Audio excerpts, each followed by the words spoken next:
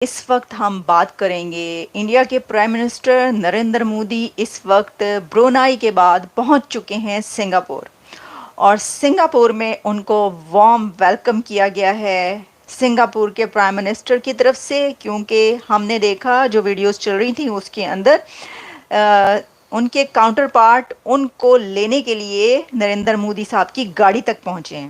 India already इस चीज को जानता था कि सिंगापुर की अहमियत क्या है और इसको कैसे लेके चलना है। मोदी जो विजिट कर रहे हैं ना, मोदी नहीं विजिट कर रहे हैं, या आप गलत कॉन्सेप्ट है हम लोगों का कि मोदी इस्लामिक ममालिक का विजिट कर रहे हैं। तो मेरे नहीं ख्याल को इंशाल्लाह अगर हम अपने पास को लें या अपने हम उलमा कराम को लें तो इंशाल्लाह एक दिन हमने फतह करना ही करना है हिंदुस्तान। सिंगापुर से जो ताल्लुकात हैं वो बड़े जनरेशंस पुराने हैं एंड ऑल दिस। बहरहाल ये जो मैं आपको बात बताऊं कि इंडिया और सिंगापुर जो है they are basically focusing primarily on semiconductors. ठीक है जी, इंडिया सिंगापुर रिलेशन जो हैं ये कहा जा रहा है कि it is going to be a bigger take off. ये बहुत बड़ा टेक ऑफ है जो इंडिया और सिंगापुर के दरमियान जो है वो ब्रुनेई के बाद अब सिंगापुर पहुंच चुके हैं प्राइम मिनिस्टर नरेंद्र मोदी। इसका कई सारे कारण है, 6 साल बाद जा रहे हैं, पुराने के रिश्ते रहे, तब वो फाइनेंस मिनिस्टर थे, बहुत लंबी लंबी कहानी है। मगर सिंगापुर का आज इंडिया में बहुत बड़ा जो है वो प्रेजेंस है। इंडिया के लिए बहुत ज़्यादा इंपॉर्टेंट है सिंगापुर। आईटी के मामले में, सेमीकंडक्टर के मामले में, खास तौर पर सेमीकंडक्टर की वजह से हम लोग ताइवान से भी इतनी अच्छी दोस्ती कर रहे हैं, क्योंकि ये सब फ्यूचर है। साथ ही साथ में अगर आपको उधर ध्यान देते हो तो अमरावती जो आंध्र प्रदेश की कैपिटल बन रही है उसमें बहुत हैवी इन्वेस्टमेंट से लेकर इन्फ्लुएंस बहुत ज़्यादा सिंगापुरियंस का है। और सिंगापुर में आप देखो इंडियन डायस्पोरा भी रहता है, तो सिंगापुर के तर्ज पर जिस तरीके से भारत में शहर बन रहा है तो सिंगापुर बहुत इंपॉर्टेंट है इंडिया के लिए। टेक्नोलॉजी के लिहाज से, कई लिहाज से बहुत ज़्यादा इंपॉर्टेंट है। आखिर हम लोग बात करेंगे तो वहाँ पर भी जिस तरीके का ग्रैंड वेलकम हुआ है कि वहाँ के प्राइम मिनिस्टर जो है खुद यहाँ गाड़ी तक, तो ये सब चीज़ें जो है दुनिया भर में मैसेजिंग कर रही है कि कितने बड़े लीडर जो हैं ये मोदी जी बनते जा रहे हैं। इस वक्त हम बात करेंगे इंडिया के प्राइम मिनिस्टर नरेंद्र मोदी इस वक्त ब्रुनेई के बाद पहुंच चुके हैं सिंगापुर और सिंगापुर में उनको वार्म वेलकम किया गया है सिंगापुर के प्राइम मिनिस्टर की तरफ से, क्योंकि हमने देखा जो वीडियोस चल रही थी उसके अंदर उनके काउंटर पार्ट उनको लेने के लिए नरेंद्र मोदी साहब की गाड़ी तक पहुंचे हैं।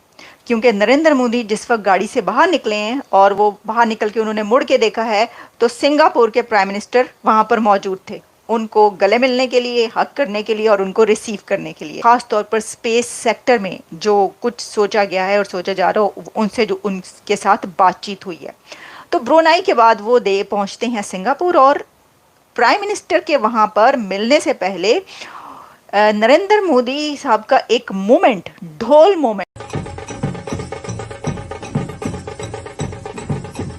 पीएम मोदी 6 साल बाद सिंगापुर पहुंचे। उनका ये दौरा ऐसे समय पर हो रहा जब सिंगापुर में सरकार बदल गई और लॉरेंस वोंग ने प्रधानमंत्री पद की कमान संभाल ली। पीएम मोदी का सिंगापुर का दौरा भारत के एक्ट ईस्ट पॉलिसी के लिए जरूरी है। इससे पहले पीएम मोदी ने ब्रुनेई के प्रधानमंत्री और सुल्तान हाजी हसनल से मुलाकात की थी।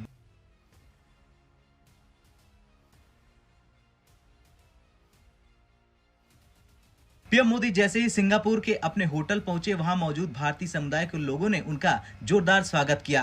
पीएम मोदी ने लोगों को ऑटोग्राफ भी दिए। भारतीय मूल की महिलाओं ने भी पीएम नरेंद्र मोदी साहब का ढोल मोमेंट ये है कि जब वो वहां पर पहुंचे तो इंडियन डायस्पोरा ने एज यूजुअल उनको बहुत वार्मली वेलकम किया।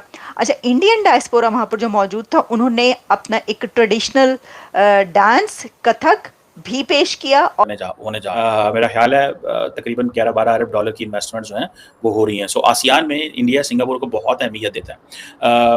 अब जिसे मैंने कहा कि फोकस किस चीज़ पे है, आई विश के पाकिस्तान की लीडरशिप यार इन सवालों पे भी बात करे। मैं अब जो चीज़ें आपको बताने लगा हूँ आप देखिएगा, have we ever heard a Pakistani prime minister talking about digitization, connectivity, advance manufacturing, क्या इस बला का नाम है जो इंडिया और सिंगापुर जिस पे फोकस करने लगे, कभी भी शामिल नहीं हुए। तरक्की पजीर ममालिक की जो रेस है उससे हम लोग बाहर आ चुके हैं। ठीक है, आपके अखराजात यहाँ पर कम नहीं हो रहे हैं, आपके जो लेविश सिस्टम्स हैं ना हुकूमत के वो नहीं बदल रहे। यहाँ पर आटे का बोरान, यहाँ पर चीनी का बोरान, यहाँ पर खाने का बोरान, पीने का हर एक चीज का, यहाँ पर आप देखिए हर चीज का बहरान है। यहाँ पे सांस लेना भी जो है उसके ऊपर भी टैक्स है। ठीक है, यहाँ पे बोलने पे भी पाबंदी है। वो जालिब साहब का वो शेर है ना, कौन सा, बोलने पे पाबंदी सोचने पे एक सर्टेन सर्कल है जिसमें कैद है, ठीक है। और उसके बाद जो है ना, उसमें आपको जब आपको सोचने की और कहने की, बोलने की, लिखने की आजादी नहीं है, सांस लेने की आजादी नहीं है, आप जेंडर इक्वलिटी पर नहीं आते हैं, तो बाकी चीजें तो बाद में है ना। आप हकूक की बात करते हैं, जब आप एक लड़की को उसका हक नहीं दे रहे हैं, एक लड़के को उसका, मैं सिर्फ यहाँ पे लड़की की बात नहीं, लड़की की बात कर रहे हैं, आप किसी ट्रांसजेंडर्स की भी बात कर रहे हैं, आप उनको उनकी जो है वो उनको कॉन्स्टिट्यूशनल राइट है उसके मुताबिक उनको राइट्स नहीं देते, और ये सब कुछ किताबों में भर के रख देते हैं, तो फिर कहाँ पे।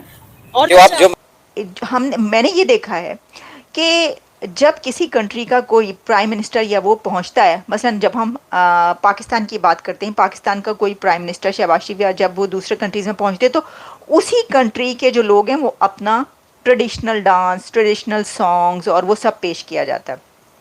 इंडिया के प्राइम मिनिस्टर जब किसी कंट्री में पहुंचते हैं तो इंडिया का डायस्पोरा हर कंट्री में इतना एंथुजियास्टिक है, इतना पावरफुल है कि वहाँ पर ट्रेडिशनल ड्रेस और बड़ा खूबसूरत जो है वो रक्स पेश कर रही थी वहाँ पर, और वो सिंगापुरियन भी थी, लेकिन रक्स वो पेश कर रही है भारत का।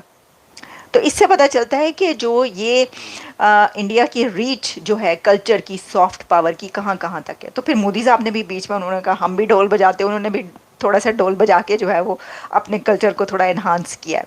अच्छा जी, अब हम बात करते हैं कि इंडिया का सिंगापुर में, वैसे तो ये पूरा विजिट ही हमने इसकी जो सिग्निफिकेंस है, जो सिंगापुर है वहाँ पर इंडिया के प्राइम मिनिस्टर के डायलॉग में एक मेन जो पॉइंट है वो ये रहेगा कि इंडिया इस वक्त सेमीकंडक्टर में आगे बढ़ना चाहता है।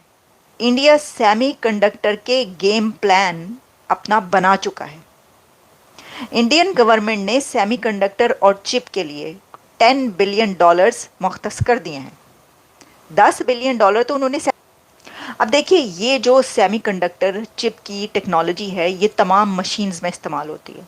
मतलब वो आपकी कौन सी मशीन है जो इसके बगैर चल पाए। आप वॉशिंग मशीन से लेकर माइक्रोवेव तक, कंप्यूटर से लेकर मोबाइल तक, और इसके अलावा जो डिफेंस इक्विपमेंट होता है उसमें भी कहीं बहुत सारी जगहों पर ये यूज़ होता है। सेमीकंडक्टर के बगैर अब दुनिया नहीं चल सकती। हो सकता है पाकिस्तान में ये ना पता हो, बेशुमार लोगों को नहीं पता होगा। ये पाकिस्तान के प्राइम मिनिस्टर से आप पूछेंगे, शहबाज शरीफ साहब से पूछा जाए कि आपने कहीं जाके सेमीकंडक्टर, सिंगापुर से जो ताल्लुकात हैं वो बड़े जनरेशन्स पुराने हैं एंड ऑल दिस।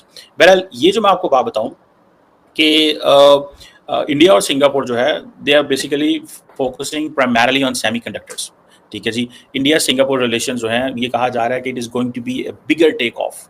ये बहुत बड़ा टेक ऑफ है जो इंडिया और सिंगापुर के दरमियान जो है वो ब्रुनई के भव्य दौरे के बाद अब सिंगापुर में नरेंद्र मोदी जी जो है वो लैंड हुए हैं। अब ब्रुनई की अगर हम बात करें तो ब्रुनई के अंदर हमने देखा किस तरीके से वहाँ पर इंडिया जो है वो सबसे पहले तो अपना सैटेलाइट लॉन्च पैड जो है वो उसकी बात कर रहे हैं कि हम अपना सैटेलाइट लॉन्च पैड वहाँ पर खोलेंगे, और इसके अलावा जो है वो सैटेलाइट लॉन्च पैड के अलावा अन्य जो है हमारी सैन्य मदद के लिए भी उसका एक सेंटर जो है ब्रुनई बनेगा। अब देखो सबको समझ में आ रहा है ब्रुनई लोकेशन वाइज कितना इंपॉर्टेंट है। वैसे तो कोई बड़ी इकोनॉमी नहीं है, कुछ नहीं है, जरा सा देश है। भारत के शहर क्या एक मोहल्ले उनसे बड़े होते हैं, कई कई मोहल्ले आप देखो वो इससे बड़े होते हैं, इतना छोटा सा वो देश है, मगर फिर भी उस इलाके उसकी जो है वो वैल्यू है। अब उस वहाँ पर देखिए इंडिया वहीं पर क्यों जो है वो लॉन्च पैड खोल रहा है, उसका कारण है कि जितने दुनिया भर में आप देखोगे ना, जैसे हम देखें श्रीहरिकोटा है एकदम आंध्र प्रदेश का जो सबसे ज़्यादा ईस्टर्न कोना माना जाता है, या सबसे ज़्यादा ईस्टर्न इलाके में वहीं पर वो बना हुआ। तो दुनिया में जितने भी जो लॉन्च पैड हैं वो सारे के सारे इक्वेटर के ईस्टर्न साइड पर ही हैं, यानी कि एकदम ईस्टर्न कंट्रीज़ के ईस्टर्न साइड पर। वेस्टर्न साइड पर आपको किसी भी देश में नहीं मिलेगा लॉन्च पैड, लगभग दुनिया में आप सारी जगह देख लीजिए। तो और ब्रुनई भी इंडिया के और ज़्यादा ईस्ट में, इंडिया के लिए और बेटर हो जाएगा। वहाँ से अगर हम लोग लॉन्च पैड करते हैं तो वो हमारे लिए और बेटर होगा, फ्यूल बचने से लेकर कई अन्य कारणों में बहुत बेहतर होगा। उसके बाद अब दौरा हो रहा है सिंगापुर का। सिंगापुर के सिग्निफिकेंस एक नहीं बहुत सारे हैं। सबसे पहले हम बात करें तो जो सेमीकंडक्टर इंडस्ट्री है, नो डाउट उसके लिए।